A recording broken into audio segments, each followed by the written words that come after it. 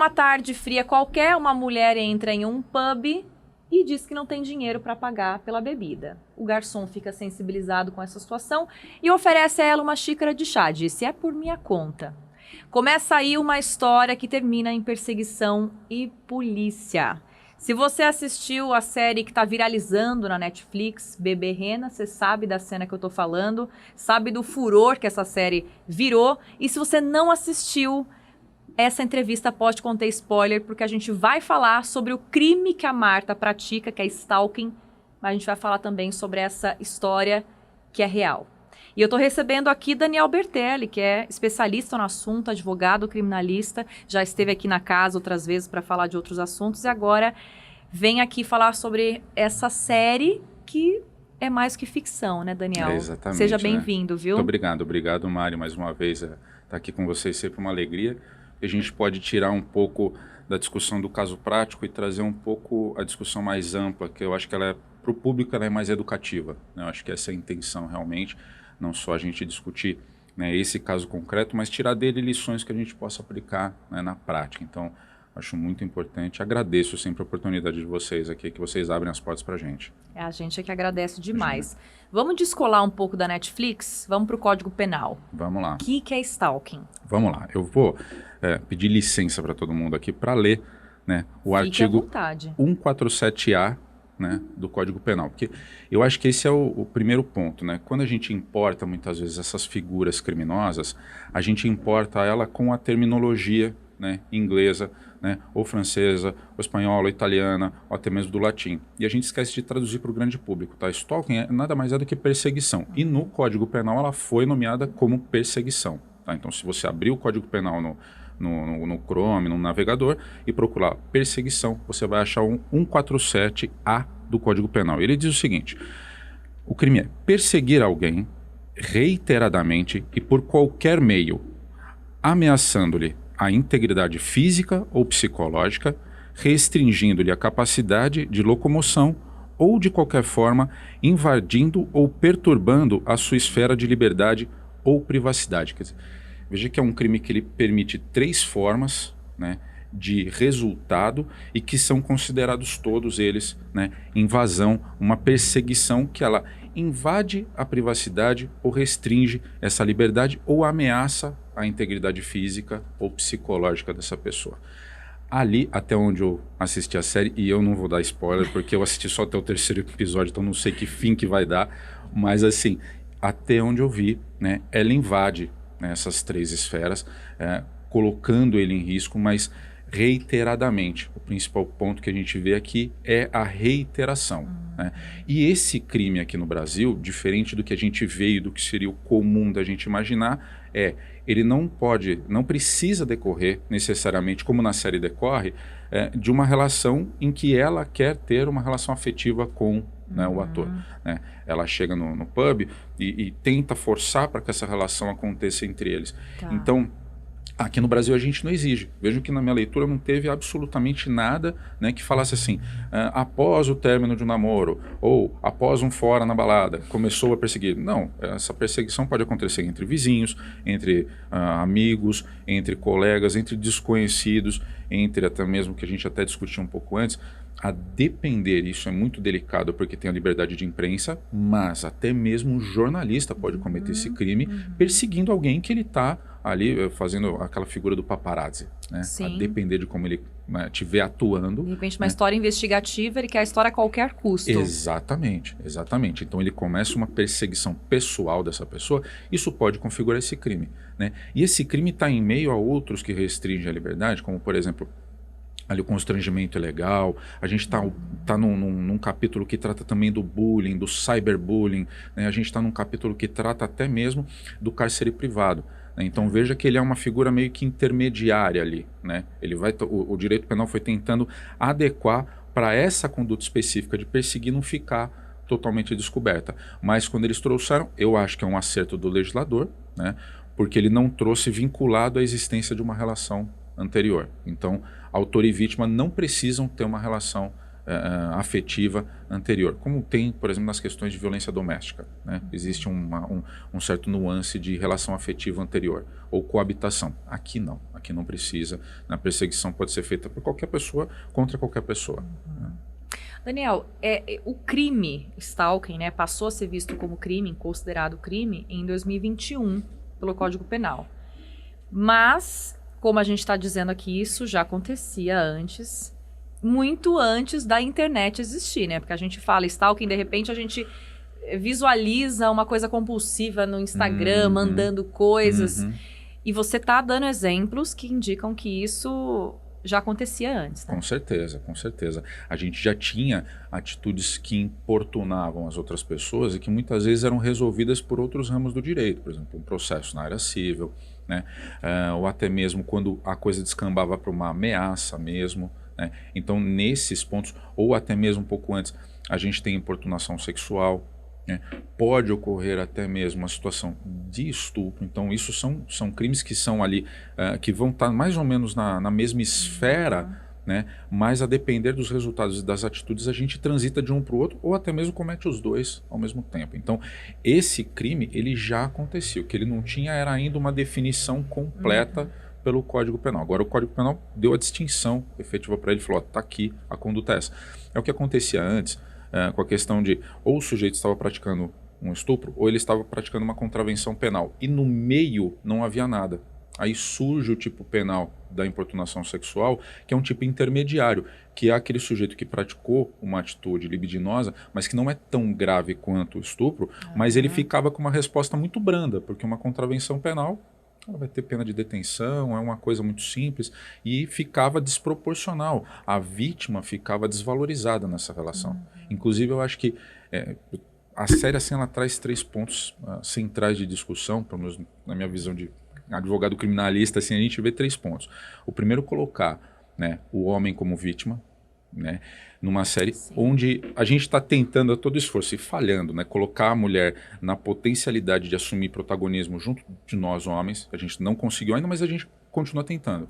Então, no momento desse, você trazer um homem como vítima de uma situação dessa criminal é uma discussão muito bacana, porque ele acaba sendo vítima do próprio machismo, até onde eu enxerguei, né? Faz muito sentido. No segundo ponto, a gente tem uma discussão que é a gente falar assim, a posição da vítima, né?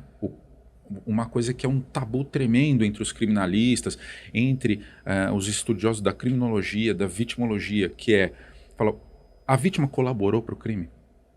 Sem que a gente importe nessa discussão que seria científica, em dizer quem praticou um crime menos grave porque a vítima provocou. Fala, não, mas assim, o quanto a vítima poderia ter evitado com outras diligências que aquele crime não se perpetrasse. Né? E aí eu não estou falando jamais aqui, nunca tocaria num assunto desse com a indelicadeza de dizer a mulher tem que usar roupa XY, tem que se comportar dessa maneira ou de outra. Mas são questões de comunicação e que às vezes a gente tem um ruído nessa comunicação, como tem na série.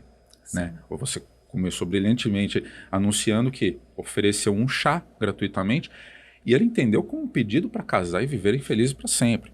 Então isso é uma interpretação completamente equivocada. Mas esse ruído na nossa sociedade, né, ele está acontecendo porque a gente está num momento de desequilíbrio entre as pessoas. Então o homem passa a ter muita insegurança de como chegar na mulher, então os sinais são mais delicados, às vezes indiretos, mais escamoteados. Então a mulher pode interpretar, mas ele tem que interpretar também, né, que olha, ela está indo muito longe, eu tenho que botar um freio, impor limites, né? Como é que ele vai impor limites também? Pegando aquela primeira parte, que é o gancho de, olha, a gente vive numa sociedade que eu tenho que ser homem, tenho que, eu mando, eu faço, eu aconteço, e aí? Como é que fica essa questão? Como é que eu lido com esse assunto? Né? E isso para a criminologia é importante discutir, porque a criminologia ela tanto vai falar com o direito penal, e vai falar assim, direito penal, aumenta a pena, diminui a pena, a gente está muito brando, como ele vai falar também com a sociedade, para a sociedade poder se organizar, educar melhor as pessoas. Né? Isso tem acontecido um pouco melhor com o bullying, né? Depois da criminalização e do cyberbullying, dessa discussão ficar um pouco mais clara, tirar um pouco da questão de tabu. Mas a gente não pode tratar o papel da vítima num crime, em qualquer crime que seja, né? O papel da vítima. Né? Porque Se eu vou sei lá, num jogo de futebol e deixo meu carro na esquina do estádio com a chave no contato e a janela aberta, eu, de certa forma, apesar da gente saber que é errado roubar, é errado furtar, mas eu estou criando uma janela de oportunidade absurda num local super povoado. Sim. E assim, então eu colaborei com isso? Colaborei. Então a gente não pode falar em um aumento de criminalidade só por conta de, né, variações cambiais e guerra no mundo, e pobreza, e desigualdade, e violência policial, e etc e tal. Eu falo assim, bom, a vítima também colaborou, né? Poxa, é um exagero, eu deixei o carro com a chave no contato. Eu não estou nos Estados Unidos. E mesmo lá também isso acontece. Se você deixar a chave no contato, depender do lugar, vai acontecer. Até um Mickey que eu pus na antena do meu carro sumiu em um dia que eu coloquei. Então e aí eu já acho que é... Porque você não tem obrigação de tirar a antena do Mickey e colocar lá no guardar dentro do carro para sair do carro. Mas assim, tem momentos em que a gente precisa discutir para... eu acho que nos crimes sexuais, nos crimes que restringem a liberdade, como é o cárcere privado, ou exemplos até maiores, mais graves, como a redução à condição análoga de escravo. A gente viu alguns casos vindo à tona de pessoas que estavam 30, 40 anos na condição de escravidão. Isso é uma situação em que a gente precisa estudar a condição da vítima e educar as pessoas para que elas não se tornem vítimas, porque muitas vezes a vítima, por exemplo, dessa condição análoga de escravo, ela saía para visitar a família e voltava para essa situação, mas ela não tinha noção. Então essa informação, se chegasse a ela talvez tivesse tomado alguma medida muito antes e teria sofrido menos. Então não é para falar assim, não, você manteve a pessoa como um escravo aqui na sua casa, né? Você é criminoso, mas não é tanto porque a vítima colaborou. Não, você é criminoso, merece uma reprimenda, mas a vítima e as próximas gerações precisam estar prontas para se deparar com esse tipo de coisa. Né, para saber quando impor um limite, quando acionar uma medida administrativa, extrajudicial, judicial e judicial criminal. A gente precisa conversar com as pessoas para estudar a posição da vítima nesses crimes e saber, era evitável? O que ela poderia ter feito para evitar? E o que ela levou adiante só por questões morais, por questões sociais, de cultura. Então isso é muito importante. E por fim a gente entender também que a última questão é que isso não é um caso de polícia.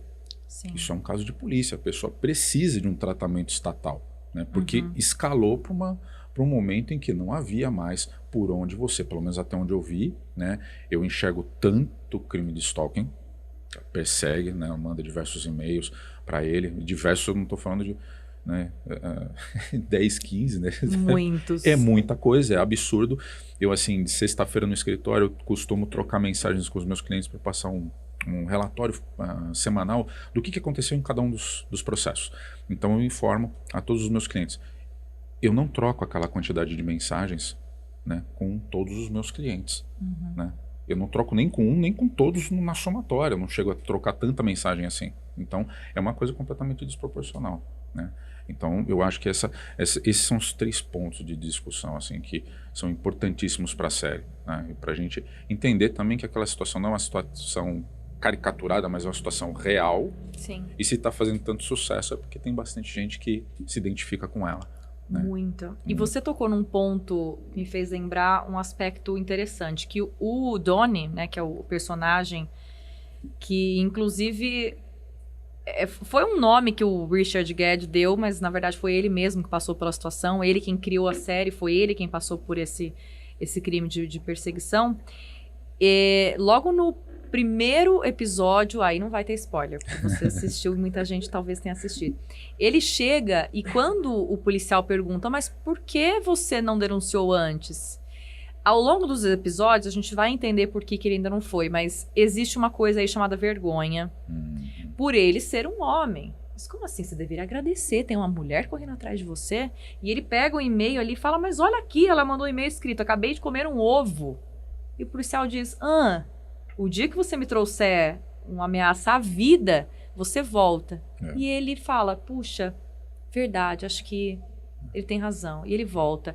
O que eu te pergunto é o seguinte, Daniel, é comum que nessa mentalidade que vem do machismo, o homem chegue a não denunciar ou ele seja descredibilizado por ele mesmo? Com certeza, muitas vezes ele é descredibilizado, né? Em primeiro lugar por si próprio. né? Porque nós temos, sem brincadeira nenhuma, mas nós temos vozes que a gente ouve na nossa cabeça que são vozes históricas, né? Que são vozes das expectativas que foram colocadas na gente, né? Isso eu não sou especialista, mas eu conheço um pouquinho de psicologia. Dá para falar assim, na superfície, arranhar a superfície da psicologia, a gente tem internalizado uma série de figuras históricas nossas, que são referências. Então, quando a gente vai tomar uma atitude, com certeza a gente dialoga com essas referências, né? Então a gente vai dialogar com um pai, com uma mãe, com um irmão, com um melhor amigo, com uma primeira namorada, enfim. Então essas vozes vão dizer pra gente, falar assim, poxa, mas cara, você foi criado para ser duro, para ser homem, tal. Então a primeira resistência que ele vai ter é dele mesmo e de se entender na posição vitimizada. Poxa, peraí, uma mulher oferecendo ameaça para mim, mas que ameaça é essa? E outra, e tem uma questão aqui também de a gente olhar e perceber que o próprio personagem ele pode acabar em certo grau gostando daquela adoração, né? Que é o que acontece. Gostando daquela adoração, aquilo captura ele, né? Captura. Exato. Então essa captura da adoração do próximo, né, é algo, né, que é sedutor para qualquer pessoa. A gente olha e se sente desejado, né, se sente no comando. Sim. E quando ele parece desenvolver uma outra relação em que ele não está tão no controle, aí ele pula fora, ele titubeia, ele toma outras atitudes. Então essa é a primeira reação. A segunda reação que ele pode encontrar é dentro da própria família e amigos. E lá eu vi só até a parte que os amigos tiram o sarro dele. Falam, o que você está falando? Não liga esse negócio não. Toca a vida e tal. A terceira reprimenda que ele pode tomar é uma reprimenda que é mostrada ali indiretamente, porque para mim a cena do metrô, né? Não vamos dar spoiler do que acontece na cena do metrô, mas para quem assistiu a série vai entender. A cena do metrô, a hora que ele sai do metrô, que ele fica com vergonha ali no metrô e ele sai, é a vergonha do público. Então é uma forma do diretor mostrar para o público, ele está envergonhado por tudo aquilo que ele está passando. Então a leitura que a população vai fazer são pessoas que ele totalmente desconhece, mas que ele fica com vergonha daquilo, né? E depois, que é o que se chama, salvo engano, vitimização secundária, que é quando a pessoa procura um órgão público para denunciar e ela passa por essa revitimização. Então ela chega no órgão público e o órgão público não está pronto para lidar com aquele caso concreto. Seja porque a lei é muito nova, seja porque existe uma questão cultural, e aí você pode tratar com machismo, ou pode tratar com a própria instituição tá ocupada com tanto crime, que um crime desse que não é tão grave, né? Por exemplo, se a gente comparar um estupro com um homicídio, um crime de perseguição, ele pode ser o primeiro passo para chegar num desses dois. Mas nesse momento, muitas vezes, pode ser considerado de menor gravidade. Então vai receber menos prioridade? Vai, porque, por exemplo, a sociedade vai cobrar o esclarecimento de um homicídio, quando ele acontece. Vai cobrar o esclarecimento e a prisão de um estuprador. E de um perseguidor, vai cobrar com a mesma força que esses dois? Então a própria cobrança que a população faz em cima da investigação dos crimes faz com que possa haver, né, uma seletividade entre os crimes que a gente vai trabalhar dentro da persecução penal. Então isso pode receber realmente um tratamento diferenciado entre eles. Então a gente tem que olhar com muita delicadeza para também não ser leviano, não apontar o dedo e falar, não, o policial do plantão não sabe lidar com isso, não. Mas pode ser que pela novidade do tema, pelo pouco tempo e para você gerar conhecimento e estudo a respeito, eu ainda não tenha tido tempo de pegar todos os policiais que registram um boletim de ocorrência no Brasil, colocar eles numa academia de polícia e fazer um curso sobre stalking. Olha, se chegou uma vítima de stalking, é assim assado, o protocolo de atendimento tem que ser esse. Então a gente não sabe se deu tempo ainda, né? A gente não tem essa informação, né? Então, e até mesmo porque, em teoria, é um crime novo. 2021, para o direito, é um crime novo, né? As coisas no direito demoram um pouco para engrenar, demora para chegar nos tribunais superiores e a gente ter uma decisão que fale, olha, isso é isso, o céu é azul, tem que dizer, né? Então, até isso chegar lá em cima e descer com a decisão, a gente tem um pouquinho mais de tempo até isso ficar um pouco mais pacificado. Então essas são as etapas que eu acho que ele passaria, né? E uma coisa que eu adoro, um autor italiano, que é o Carnelucci, ele fala que você expõe a pessoa ao tal do strepsius iudice, que é assim, o vexame, né, do judiciário. porque o seu processo vai ser julgado e a depender do tamanho. Se for em São Paulo você tem, eu não lembro mais nem quantas varas criminais tem em São Paulo, mas eu vou dizer no Tribunal de Justiça de São Paulo, são 16 câmaras criminais no Tribunal de Justiça de São Paulo. Aqui em Jundiaí nós temos 3 só. Mais infância e juventude, mais vara de execução criminal. Então, tudo que acontece aqui tem muito mais repercussão porque os processos têm natureza pública, né, a não ser quando o juiz determina o segredo de justiça, mas aquilo fica público para qualquer pessoa ver. Sim. E a pessoa com medo de que aquela história vaze, né, por qualquer meio que seja, porque um processo criminal, por mais simplesinho que seja, ele vai passar pelo policial que registrou o boletim de ocorrência, pelo delegado do plantão, pelo policial que vai tocar aquele inquérito, pelo delegado que vai tocar aquele inquérito, pelos investigadores que vão realizar as diligências, mais um oficial de justiça do fórum, um escrevente do fórum, todas essas pessoas vão ficar sabendo da vida dele, numa cidade de 500 mil habitantes. Né? Então esse medo pode ser um empecilho para ele, né, de que essa história vaza. O que não é comum, né? Não é o normal. Um processo em segredo de justiça não vai pegar alguém do fórum, alguém da delegacia, vai ficar mandando essa informação para todo mundo. Sim. Hoje tem LGPD, coisa muito mais fechada. Mas, naquele pequeno grupo, eu posso sofrer um tipo de constrangimento a não querer aquilo. É o que aconteceu com o estelionato. O estelionato passou de um tempo para cá, eu não lembro se foi 19, mas ele passou a exigir a representação da vítima. Por quê? Porque ela já foi enganada pelo estelionatário.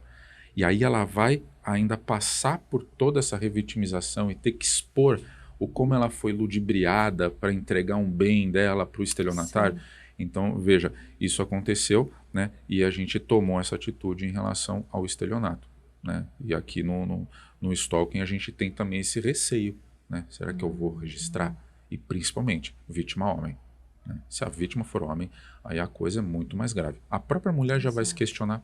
Exato. Né? Será que isso é grave mesmo? Né? Será que eu preciso de tudo isso? Será que, sabe?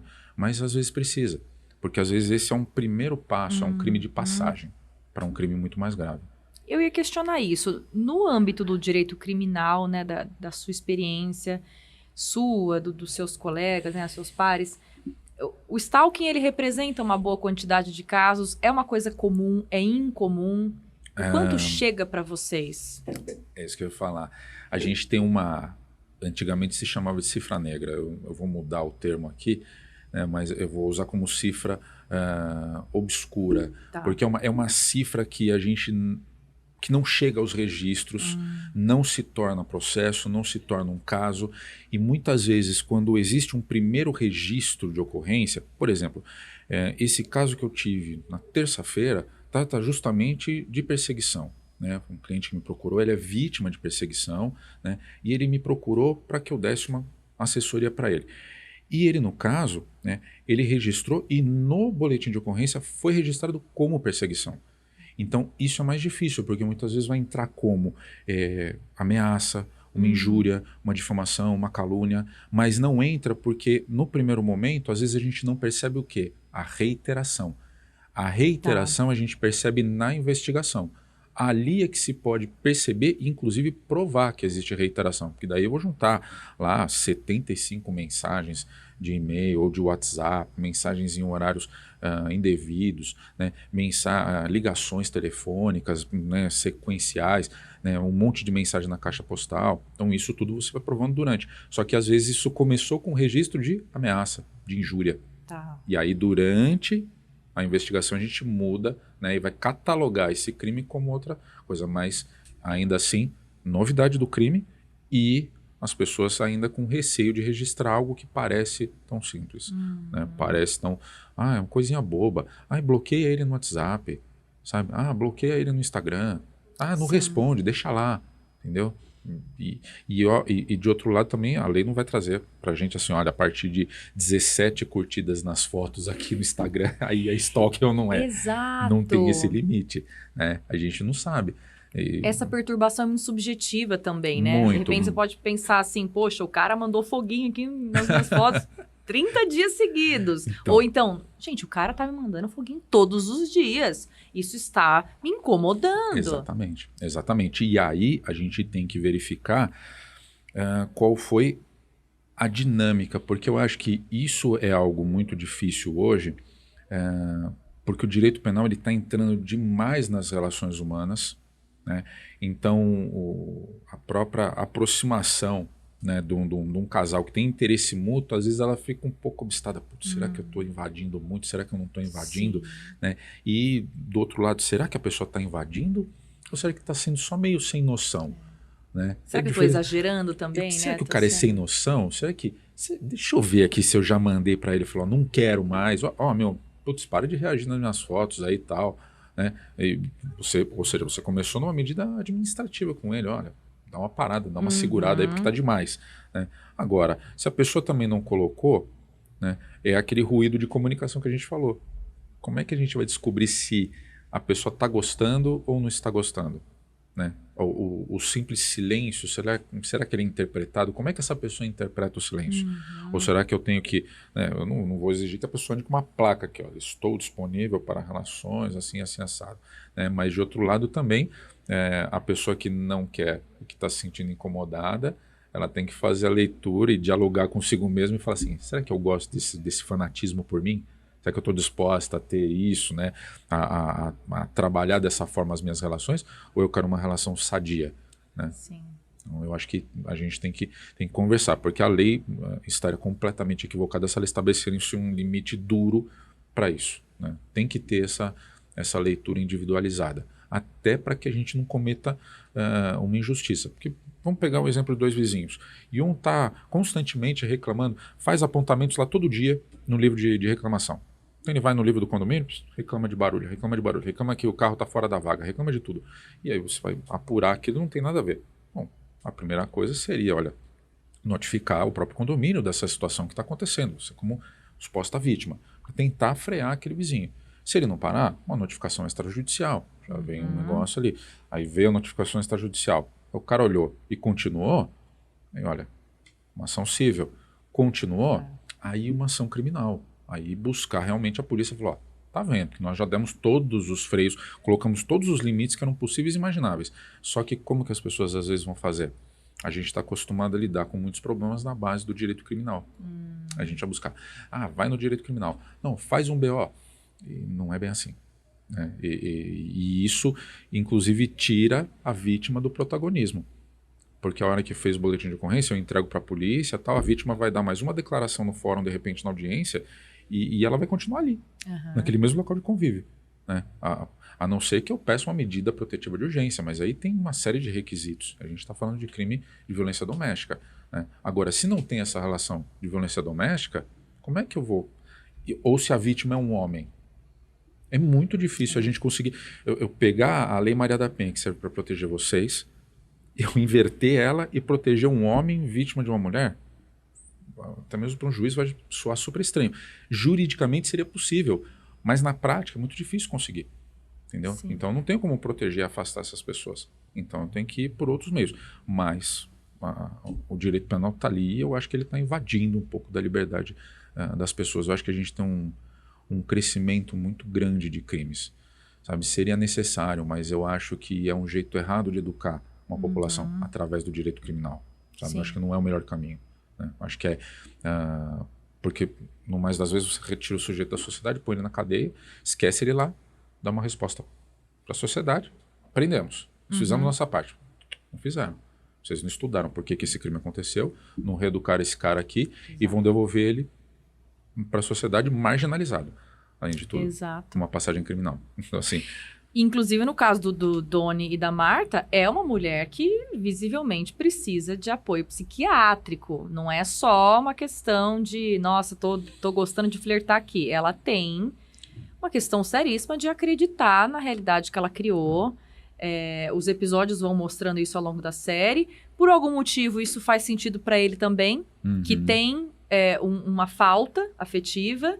Então, a princípio, parecia um preenchimento de algo que ele não teve, até que a coisa começa a ganhar força, né? Mas será que para ela só ser presa, que foi o que aconteceu, mas ela já foi solta, resolve de fato? Exatamente, né? E assim, e para ele também, né? O que eu precisaria para conversar com ele, para dialogar com ele, para que ele quebrasse, né, esse mesmo jeito de agir, numa próxima vez atuasse de uma maneira diferente. Então, a gente percebe que o direito criminal ele vai pôr um freio quando tudo deu errado. Só que a gente esquece, muitas vezes, de dialogar com as coisas que estão acontecendo antes do direito criminal. Né? Então, a resposta que a gente espera é só essa resposta dura. A gente ainda está esperando um pai vir com chinelo e plá, e aí resolveu e parou, ficou tudo quieto. Aquele silêncio. Mas deu 10 minutos, as crianças já estão bagunçando a casa inteira de novo. Então, o que precisa é a gente fazer uma integração, né? Principalmente com a psicologia, porque a psicologia passou por décadas aí de um preconceito absurdo de quem procurava um psicólogo, procurava um psiquiatra, é o louco, né? É o descontrolado, a pessoa que precisa ser internada. Não, olha, as pessoas precisam, porque essa visão dela de mundo, assim, se aproxima muito do que eu já vi em termos de, por exemplo, de esquizofrenia. Porque a pessoa, ela fantasia toda uma realidade que não está acontecendo. É muito próximo disso. Então, assim, não sei clinicamente qual é o quadro dela, mas é um quadro gravíssimo. Né? Um quadro gravíssimo. Uma pessoa que tem atitudes ali também autodestrutivas, né? Mais possessivas, com altos e baixos, né? Parece bipolar. E do lado dele também de alimentar isso de certa forma e não botar freio. Né? Que necessidade é essa? Né? Que tampona você conseguir enxergar que isso é uma coisa tão doentia e na sua direção, né? E que num certo momento da série extrapola o limite do stalking, né? Existe uma cena ali de, no mínimo, importunação sexual na parte dela em relação a ele. Na pior das hipóteses é isso, tá? Naquele momento, na minha visão, já passou bastante do limite da perseguição. Né? Então, veja, é como se fosse um ato preparatório para algo que é mais grave. Então, quanto antes a gente conseguir tratar isso, melhor. Só que do direito criminal, da polícia, do Ministério Público e do Judiciário, a única coisa que a gente vai conseguir é cadeia. É cadeia, é punição com cadeia. Depois de entregue para a administração penitenciária, aí de repente a gente pode falar em algum programa específico para essas pessoas que cometem inclusive esses crimes, né, sexuais, que tem uma característica diferente. Né? Essas pessoas não cometem esses crimes na maioria das vezes por safadeza, o cara é um sem vergonha. Não, esse cara é um doente. Esse cara precisaria, na maior parte das vezes que a gente vê, precisaria de tratamento. Porque é um comportamento repetitivo. Exato. Você solta ele volta para a rua e faz igualzinho. Faz igual. Entendeu? Por que ele cometeu o maníaco do parque? Por que ele fez aquilo tantas vezes? É um mecanismo. É um mecanismo. É igual no celular. A gente aperta o botão e ele liga. Aperta o botão e ele desliga. Se você apertar o botão, aquela pessoa vai ligar, apertou, ele desliga. É assim. É uma máquina a cabeça da pessoa. Então são pessoas que precisam de tratamento. E a gente está querendo o quê? Pena. Entendeu? Pena. E principalmente, nesse caso aqui, a gente vai começar a ver também um problema que é o quê? Dentro da escola. Que como é que a gente não conseguiu ainda ensinar para as crianças a não praticar bullying. Entendeu? Aí tem a perseguição. Aí, sabe, e como que a gente vai lidar com essas pessoas? Vai lidar com direito criminal? Sim. Com essas crianças, né? A gente vai resolver coisas que antigamente eram resolvidas na base de diretoria, uma advertência, uma suspensão, conversa com os pais, traz todo mundo numa sala, põe todo mundo de frente, conversa e tal. Agora não. É papel, é advogado para duas crianças de 12 anos. Então, assim, eu acho que a gente tem que limitar um pouco a incidência do direito penal, sabe? E começar a pensar em outras formas de solucionar isso, sabe? Porque se está precisando de tanto direito penal assim, é que, ó, gente, vocês aí na sociedade, antes da gente, vocês estão falhando, entendeu? Quando chegou aqui pra gente, já tá tudo cacareco. Então, assim, a coisa tá chegando muito quebrada pra gente. Então, vocês precisam dar uma segurada aí também, entendeu? Então, toda a sociedade tem que estudar isso, seja na educação, seja na saúde, saneamento básico, emprego, sabe? Cultura, né? Então, tudo isso precisa ser muito bem discutido. É o que eu falei, gente. Está tentando equilibrar, né, as coisas entre grupos minoritários, né, e os grupos dominantes. Mas ainda não chegamos numa boa solução. Né? E, infelizmente, na maior parte das vezes, o único que acaba saindo nos jornais, saindo na imprensa e destacando no Instagram, no Facebook, no YouTube, é o direito criminal. Exatamente. Porque, assim, e eu entendo até, porque seria muito chato uma série falando de um processo de indenização por direito civil tal, porque causou um dano moral. Ia ser Sim. extremamente chato. Todo mundo, até quem trabalha com isso, a gente se reúne nos advogados, aí tá todo mundo contando um processo outro, aposentadoria, não sei o quê, batida de carro e tal. Aí eu vou trazer um caso meu ali e tal para falar.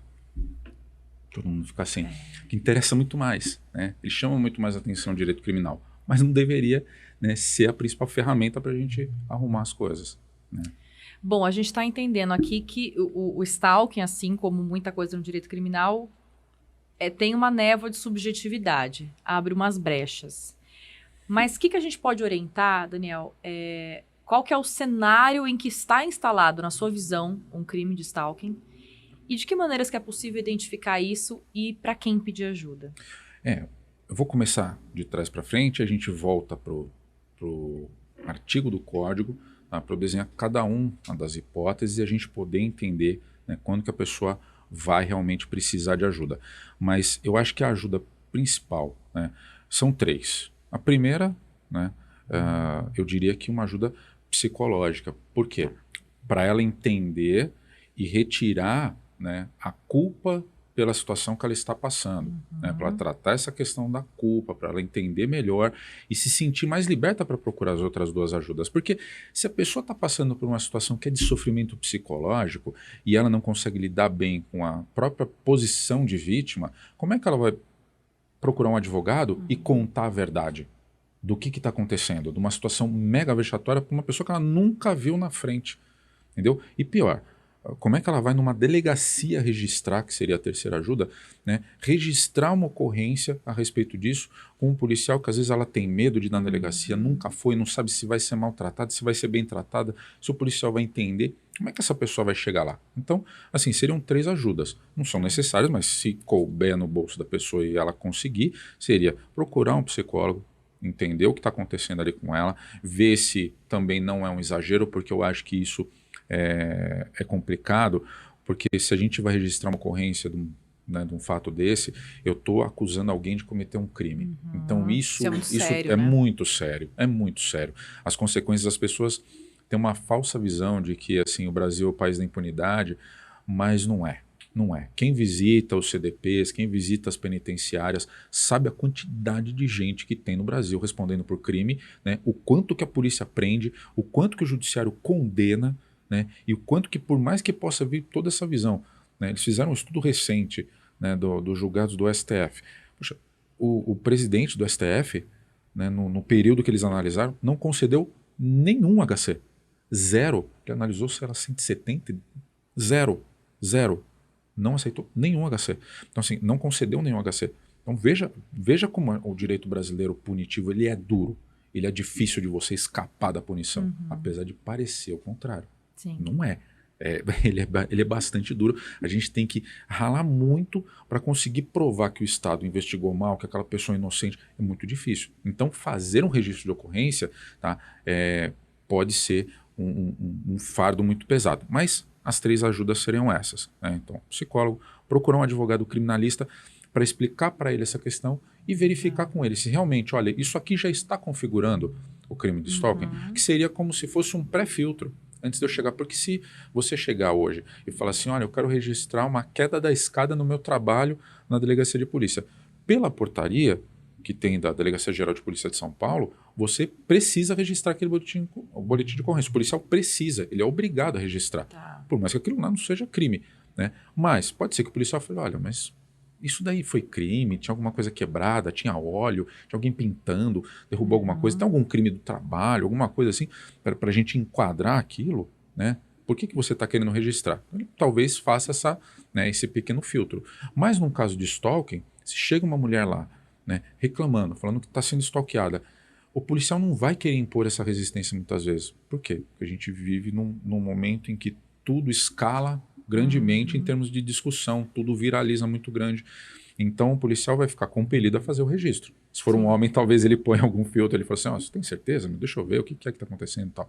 Mas o advogado seria justamente para isso, para fazer esse filtro e auxiliar essa pessoa a registrar a ocorrência da maneira correta, porque isso influencia no resultado futuro. E até mesmo, de repente, para pedir certas medidas de proteção, para ele embarrear, né, e já botar um limite naquela situação e, né, já fazer com que ela não escale para outro tipo de questão. Né? Aí, em relação ao crime, quando eu entendo, né, que vai acontecer a perseguição, o primeiro ponto é a reiteração. Que ele fala assim, né, perseguir reiteradamente. Né? Então, essa reiteração, quando que ela vai estar configurada? Com uma vez, com duas vezes, com três vezes? Difícil a gente dizer. Tá? Difícil a gente dizer. Porque, por exemplo, o sujeito deu uma curtida numa foto hoje, aí passou uns 3 dias e mandou um foguinho numa outra foto lá depois. Aí depois, no final de semana, mandou uma mensagem no direct. Então tem uma escalada. Depois curtiu uma foto de Depois 2011. curtiu uma foto lá atrás, né? Curtiu 3, 4 fotos antigas, né? Tal. Aí ele começa, aí você vê, curtiu todas as fotos. Opa. Nesse momento já começa uma reiteração, já começa uma coisa que foge um pouco do controle. Né? Agora, tem coisas que a gente também vai ver. Eu fui no supermercado, a pessoa apareceu lá. Aí eu saí do supermercado, fui no shopping, trombei a pessoa lá de novo. Tem certas condutas que a gente começa a desconfiar, né? Então pode ser uma suspeita stalking. O mais comum é que hoje vai acontecer do home office, né? Do celular.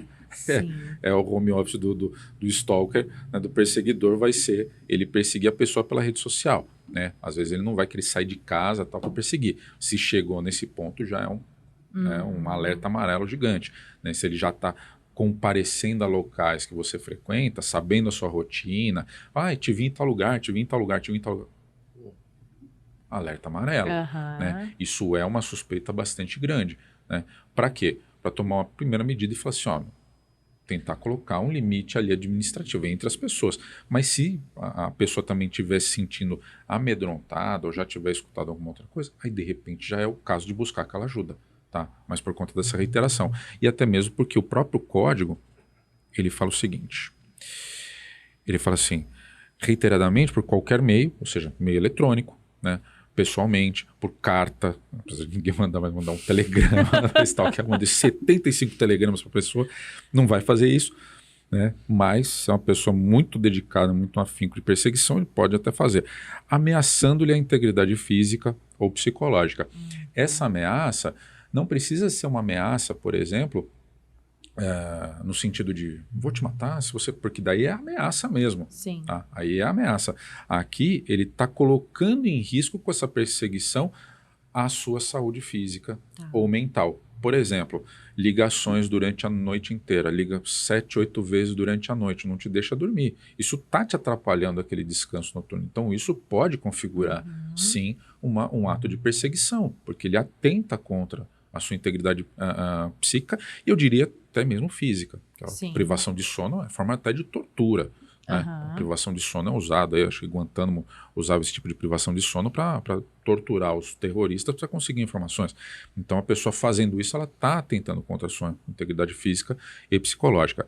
Aí ele fala, restringindo-lhe a capacidade de locomoção. Né? Aqui a gente tem que entender que é diferente do cárcere privado. Eu não estou trancando a pessoa, mas, por exemplo, começa a comparecer, você vai muito trabalhar aqui, vem todos os dias trabalhar aqui. E a pessoa que está te perseguindo, ela vem todos os dias, fica na portaria, arruma amizade com o porteiro, você passa, ela dá um oi. Veja que ela não investiu contra você em momento algum, mas ela está ali. Você começa a ficar com medo de vir trabalhar. Então isso é uma restrição de locomoção? Você pega, de repente, um ônibus para vir para cá. A pessoa fica no mesmo ponto de ônibus que você pega o mesmo ônibus, não fala nada para você. Mas ela estando ali, muitas vezes pode configurar, né, esse crime. Veja que é bastante subjetivo, por isso que a gente precisa da reiteração. Porque a reiteração é que vai provar, né, para o Estado juiz que aquilo é um crime de perseguição. Não é um único ato. Né? Eu não peguei um ônibus contigo e fiquei olhando para você, olhando para o seu corpo e fazendo tudo isso. Não é só este ato. Não, é um ato reiterado. É um ato concluído por diversas vezes, que demonstra isso por diversos meios, que você está sendo perseguida por aquela pessoa. E aí ele coloca aqui por último, ou invadindo ou perturbando a esfera da liberdade ou privacidade. Quer dizer, veja a abertura que ele deu aqui no final. Né? É muito amplo, né? O que é privacidade? Mas, reiteradamente, ou invadindo a sua privacidade, por exemplo, você vai na academia e posta fotos suas treinando. De repente você quer motivar outras mulheres a treinarem, quer motivar outros homens a treinarem, e você de repente é casada e não está interessada em ninguém, mas posta fotos lá. E a roupa de academia que você usa, de repente uma roupa mais curta, mais colada no corpo, porque te dá mais mobilidade, ou seja, você não está ali no momento em que você quer promover o seu corpo ou a sua sexualidade, você quer promover o fitness. A pessoa confunde isso, e ela começa a invadir sua privacidade, mandando mensagens ali.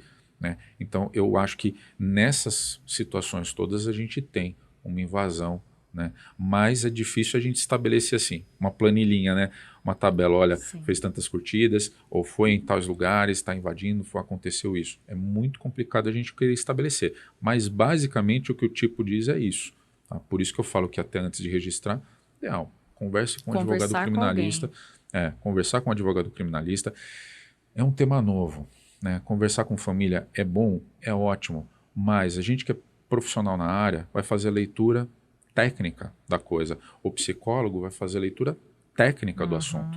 Ele não vai fazer uma leitura de aconselhamento, pô, vem aqui meu amigo, eu vou te dar uma força. Ele vai fazer uma leitura técnica, vai dizer, olha, talvez nesse ponto você esteja colaborando para que isso aconteça. Você gosta disso? Porque também não tem problema a pessoa gostar. Sim. E é aí que eu acho que o direito penal justamente ele invadiu, é um ponto que é necessário, mas o direito penal não tem como ligar e desligar. Se a pessoa registrar a ocorrência, vai para frente, por mais que ela goste. Entendeu? Exato. Então essa é a dificuldade que a gente tem para limitar o poder do direito penal, né, e ampliar as liberdades civis. Porque eu não vejo problema nenhum. A pessoa, por exemplo, gostar de receber uma curtida em cada story que ela posta. Eu gosto mesmo, posto lá foto na academia, com roupa curta para receber foguinho. Se não me manda, eu vou ficar até chateada. Ok, tudo bem, não tem problema. Agora, quando é invertido, né, quando existe esse ruído na comunicação, aí a gente precisa ver em que momento que é a hora de levantar a mão para o direito penal. Dá uma força aqui, porque tá feio o negócio, entendeu?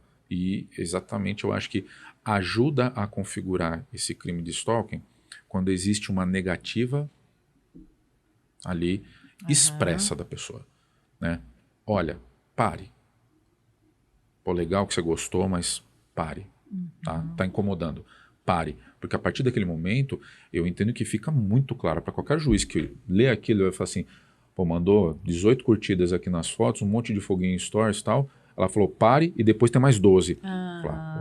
Aí não dá para ajudar o cara, né? Não dá para ajudar, né? Aí não tem muito o que fazer, né? Porque o máximo que eu vou conseguir fazer é reduzir a pena aqui e acolá, mas não tem muito o que fazer. Pois né? Aí realmente ele se complicou, porque realmente teve uma negativa, uma imposição de limite por parte da vítima, né? E que não deveria ser necessário.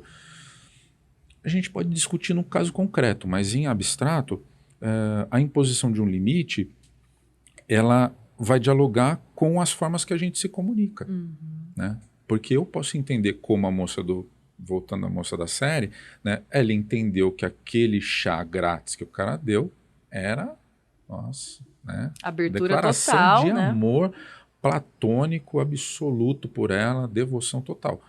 E não era. Era só, eu estava sendo legal, não estava te dando bola, não é bola, né? É isso. Eu não estava te dando mole, eu estava só sendo legal, só sendo educado. Então, é isso, né? E aí gruda uma coisa, e como eu disse, a situação da série é extremada e é interessantíssima porque ela faz um parênteses, né? Um parênteses.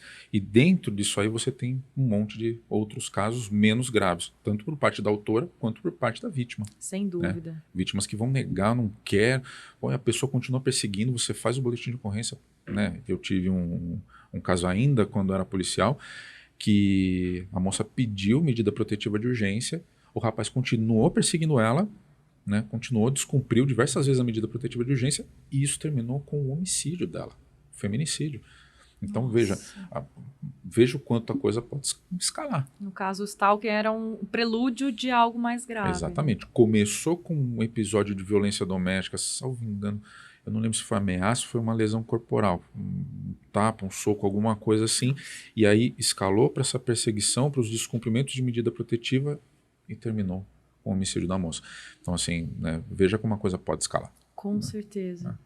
O assunto é bem amplo, Nossa, né? muito. E foi muito esclarecedor, Daniel, receber você aqui. E esse é um assunto que eu acho que vai continuar muito fora daqui do estúdio, porque a própria suposta Marta, que eu até anotei o nome dela, que é a Fiona Harvey, ela que está sendo stalkeada por pessoas do mundo inteiro que estão com ódio dela. Ela teve que fechar o Instagram. E aí, né? É uma coisa que vai continuar sendo falada. Eu acho que ela tem... Ali as pessoas têm que ter principalmente aquelas que estão gozando de plenas faculdades mentais, tem que ter a delicadeza para lidar com o tema. Por quê? Porque ela dá sinais gravíssimos de que ela precisa muito mais de ajuda do que de crítica. Uma pessoa que não vai se reconstruir através da crítica. Exatamente. Às vezes, quando a gente está batendo cabeça no trabalho, a gente vê um colega batendo cabeça num projeto, ou está com um familiar, ele está ali e não consegue resolver um problema, e você está vendo claramente qual é o caminho. Aí você vai dar um chacão e fala, meu, você não está vendo?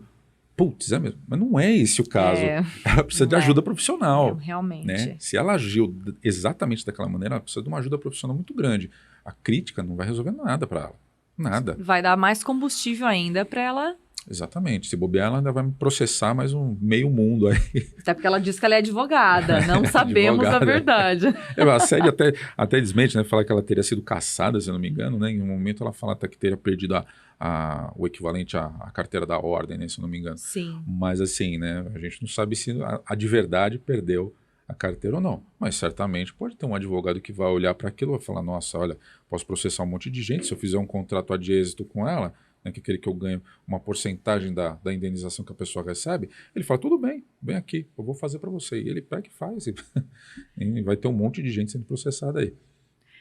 É isso, Daniel. Obrigada pela sua participação. Imagina. Foi muito legal, porque você traz essa visão mais humanística que a gente no jornalismo gosta muito. E fica muito claro que a série não está falando só de um caso de polícia, está falando da necessidade do direito se aproximar da psicologia, da gente olhar mais o que as pessoas precisam, além do presídio, além da pena, né? E eu acho que é uma coisa que você tem muito no seu discurso, e por isso que eu quis que você viesse aqui hoje falar sobre esse assunto. Eu agradeço demais, viu? Imagina, que é isso. Obrigado. Não tenho que agradecer. Para mim é sempre um prazer estar aqui com vocês. E legal poder falar para o pessoal disso. Espero ter conseguido, ao menos, provocar o pessoal a discutir. Né? Se o pessoal começar a discutir o tema, a tendência é que daqui a um tempo isso aí se torne cada vez menos tabu e a gente consiga ter uma visão mais clara sobre o que está acontecendo. Né? E principalmente uma visão mais liberta de moralismos. A gente tem uma visão mais prática. Olha, tem um problema? Procura ajuda.